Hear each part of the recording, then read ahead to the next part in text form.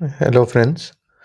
सो आज हम एक यूनिक टॉपिक पे बात करेंगे जिसको हम लोग कहते हैं मेंटल हेल्थ और क्यों इसकी ज़रूरत है for Indian engineers specially software engineers जो अभी ज्वाइन कर रहे हैं इंडस्ट्री या इंडस्ट्री में काफ़ी सालों से हैं, उनके लिए ये बहुत ही इम्पोर्टेंट टॉपिक है।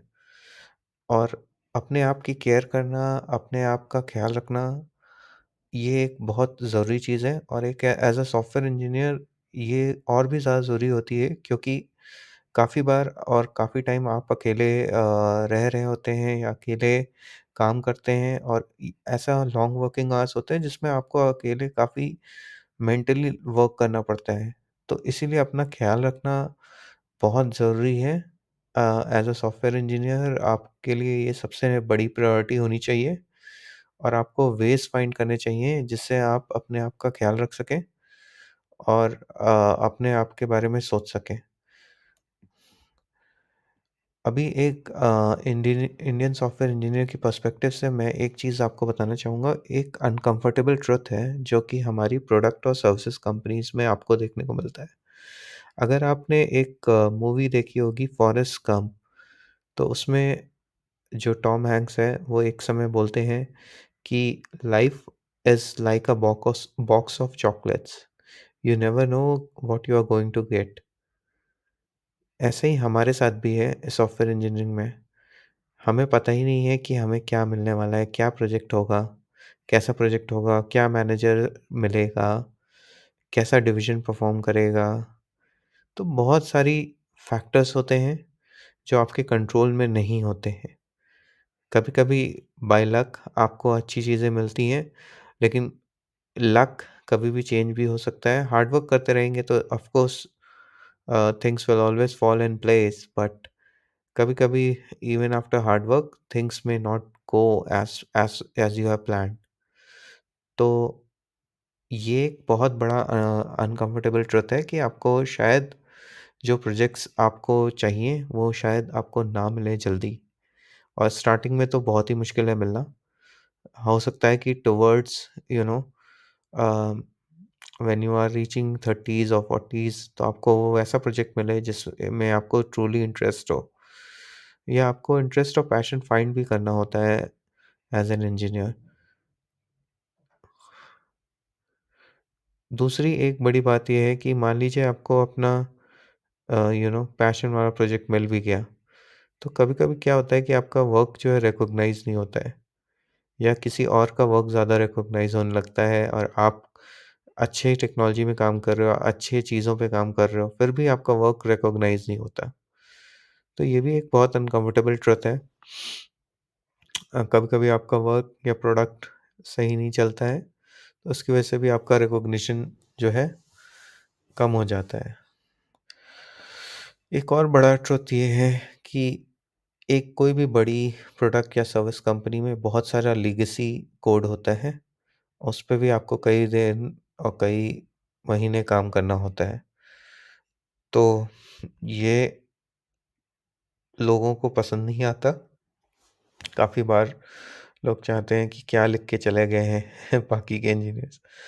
बट फिर भी आपको मेरा मेरे हिसाब से किसी भी एक अच्छी कंपनी में आप जाओ, तो लेगेसी कोड पे ज़रूर स्टडी करो क्योंकि वो आपका हेल्प करेगा आगे जाके एक अच्छे सॉफ्टवेयर इंजीनियर बनने में। क्योंकि लीगेसी स्टफ़ में आपको जो चीज़ें मिलेंगी, आपको जो सीखने को मिलेगा लीगेसी कोड रीड करके, प्रोडक्ट की डोमेन पता चलेगी आपको, आपको ये पता चलेगा कि क्या नहीं करना है और कैसे उसको इवॉल्व करना है। ये भी एक बहुत बड़ा पार्ट है, जो कि आपको लर्न करना चाहिए और रिफैक्टरिंग कैसे करनी है कोड की, उसको ऐसे नहीं लेना चाहिए कि सिर्फ़ ये क्या लिख के चला गया है, अब मुझे क्या करना है?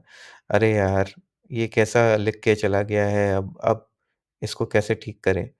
तो उसको ठीक करने की कोशिश करिए, रिफैक्टरिंग करिए, छोटे-छोटे स्मॉल स्टेप्स में करिए, छोटे वेरिएबल के नेम्स चेंज करिए या मेरे हिसाब से जो तरीका है कि थोड़ा-सा कोड में डिज़ाइन पैटर्न्स का यूज़ करना शुरू करिए या डोमेन ड्रिवन डिज़ाइन कीजिए, कहीं पे वेरिएबल नेम्स गलत लिखे हैं या ऐसे ही लिख दिए गए हैं, तो वो ठीक कीजिए। कुछ डॉक्यूमेंटेशन ऐड कर दीजिए कोड में। तो ऐसा करते जाएँगे तो आपकी लर्निंग भी बढ़ती जाएगी और आपको भी थोड़ा-थोड़ा मज़ा आने लगेगा कि ओह! इस तरह से कोड भी लिखा जा सकता है। तो आपको फाइंड करना होगा वर्क में ऐसी भी चीज़ें कि कैसे उसको प्रोडक्ट को बेटर किया जाए, even even though it might be legacy, उसको कैसे इम्प्रूव किया जाए और हमेशा ऑटोमेशन जो भी है कोड का या प्रोसेसेस का, वो आपको देखना चाहिए कि आप कैसे कर सकते हैं ज़्यादा से ज़्यादा। एक और चीज़ मैं आपको बताना चाहूँगा जो कि मुझे अब रियलाइज़ होती है और पहले रियलाइज़ नहीं हुई थी। कभी-कभी हम जो है जॉब स्विच करते हैं प्रोडक्ट कंपनीज़ में या सर्विस कंपनीज़ में फॉर मोर मनी, पैसा। पैसा क्योंकि ज़रूरी है और मैं ये मानता हूँ कि that should not be neglected at all. लेकिन हमेशा more money doesn't equal to more happiness. आपको हो सकता है कि कोई एक बड़ी प्रोडक्ट कंपनी बुलाए जिसमें आपको पैसे ज़्यादा मिल रहे हों, लेकिन आपका हो सकता है वहाँ जाके आपको काम जो है अच्छा ना मिले। तो ये भी एक फेसेट फैक्ट है और इसको आपको आपको जो है कभी-कभी बेयर करना पड़ता है and this is really the truth कि आपको जो भी प्रोजेक्ट आपको चाहिए, वो आपको जल्दी नहीं मिलता है या मिलता भी है तो उसकी उतनी रिकॉग्निशन नहीं होती है। तो इन सब से ये निराश नहीं होना है, अपने आप को हमेशा कंफर्टेबल रखना है कि okay this is also part of life और उसके बाद अपने आप को तैयार करते रहना है, प्रिपेयर करते रहना है ताकि एक वो प्रोजेक्ट मिले जो आपके करियर को 0 टू 10 कर सके। तो उस प्रोजेक्ट के लिए तैयार करते रहना है अपने आप को और कभी भी निराश नहीं होना है कि यार ये क्यों हो रहा है मेरे साथ और हम क्यों इस चीज़ पे वर्क कर रहे हैं। एक और बात मैं कहना चाहूँगा कि मेंटेनिंग मेंटल हेल्थ अगर आपको सॉफ्टवेयर इंजीनियर हैं, तो आप कोशिश करिए कि apart from the work that जो आपको मिला हुआ है, उसके अलावा एक साइड प्रोजेक्ट ज़रूर रखें अपना हमेशा। उस पे आधे घंटे, 1 घंटे ज़रूर दें और अपने आप को प्रिपेयर करते रहें स्किल्स से रिलेटेड। कुछ भी स्किल आप लें, उसको थोड़ा-थोड़ा पढ़ें और उसके इम्प्लीमेंट करने की कोशिश करें। एक रियल लाइफ प्रोजेक्ट के थ्रू इम्प्लीमेंट करने की कोशिश करें और उसको मार्केट में निकालने की कोशिश करें। गिटहब पे जाके आप कोड सबमिट कर सकते हैं फॉर अ स्टार्टर। देन उसके बाद आप एक इवॉल्विंग प्रोडक्ट बना सकते हैं। उसको कैसे होस्ट करना है, उसको कैसे लाइव करना है, ये सब चीज़ें सीखें। तो इन सब चीज़ों से जो भी मैंने एक चीज़ जो ऑब्ज़र्व की है, आप जितना आपका प्रोडक्ट जो है कस्टमर्स को विज़िबल होगा, उतना ही आपका रिकॉग्निशन बढ़ेगा। तो आपको साइड प्रोजेक्ट्स भी आप ऐसे करें जो कि आप जल्दी से जल्दी कस्टमर को या इंटरनेट पे आप जाके उसको डाल सकें ताकि you can get feedback on your projects. तो उसके बाद आप उसको इम्प्रूव भी करते जाओगे। तो ये एक स्किल है जो सॉफ्टवेयर इंजीनियर को सीखनी चाहिए कि टाइम टू लाइव बहुत जल्दी होना चाहिए। टाइम टू लाइव मार्केट में अपना प्रोडक्ट ले आना और एक प्रॉपर प्रोडक्ट लिखना जो कि लाइव हो जाए प्रोडक्शन एनवायरनमेंट में जिसको बहुत सारे लोग यूज़ कर रहे हो। ये एक बहुत इम्पोर्टेंट स्किल है जो कि सीखना चाहिए। और इस सिर्फ़ कुछ लोग होते हैं जो कोड क्वालिटी पे ही फ़ोकस करते हैं। Code quality is important but मुझे लगता है कि दोनों के बीच में बैलेंस होना चाहिए कि आपका प्रोजेक्ट लाइव भी हो रहा है और कोड क्वालिटी भी मेंटेन हो रही है।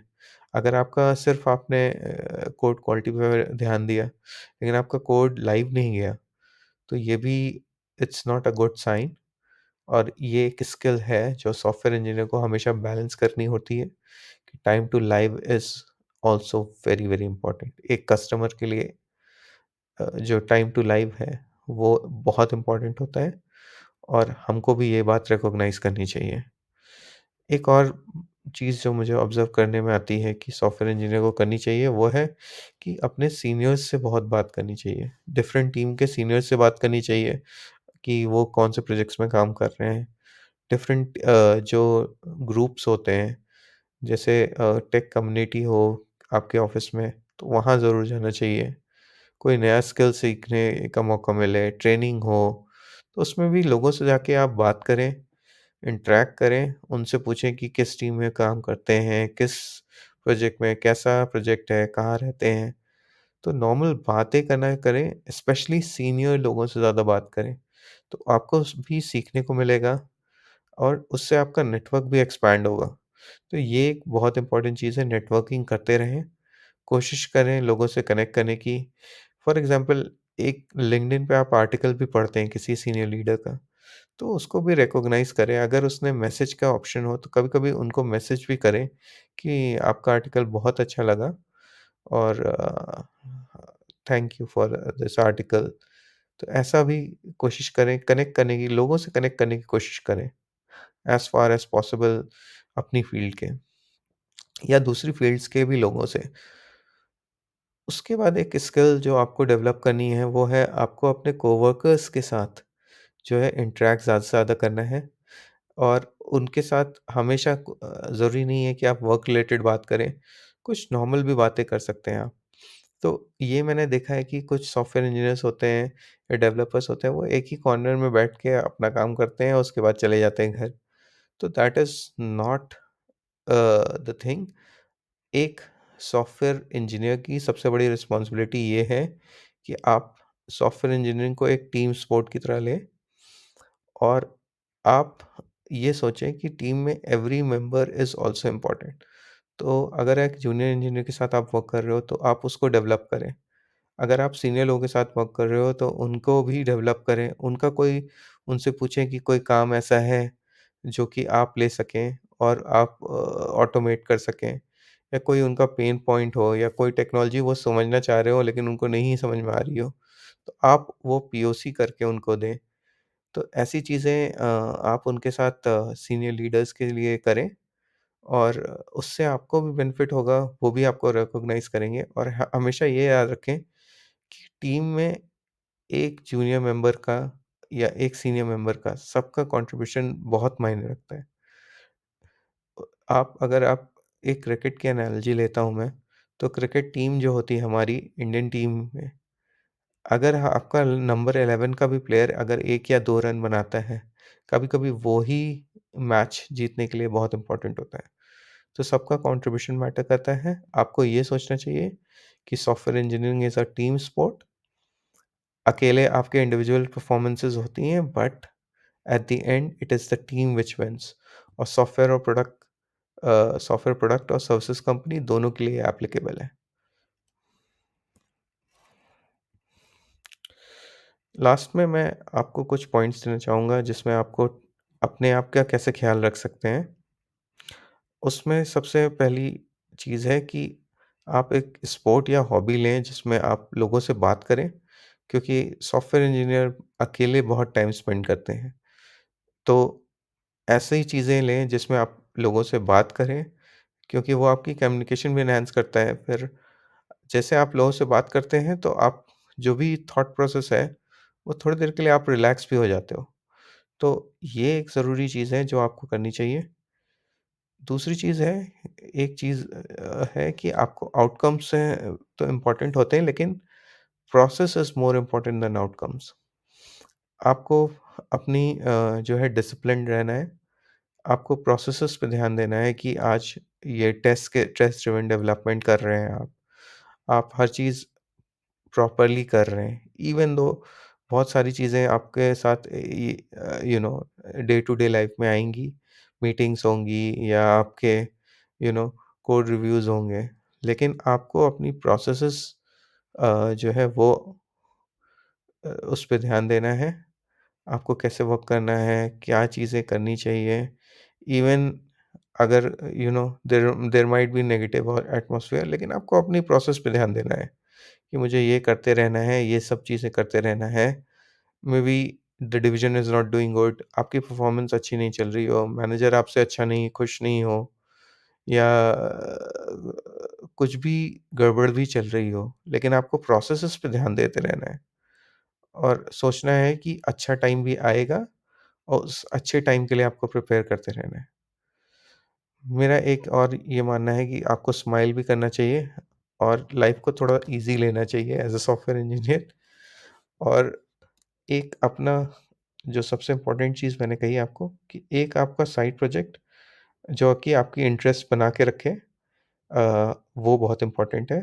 और वहाँ पे आप वो सीखें जो आप अपनी जॉब में नहीं सीख पा रहे हैं। उसमें सबसे इम्पोर्टेंट स्किल है कि टाइम टू लाइव मार्केट में कितनी जल्दी आप अपना प्रोडक्ट ले जा सकते हो। तो ये चीज़ वहाँ पे ध्यान दें। And I really hope you will do wonders in your career. Thank you, everyone.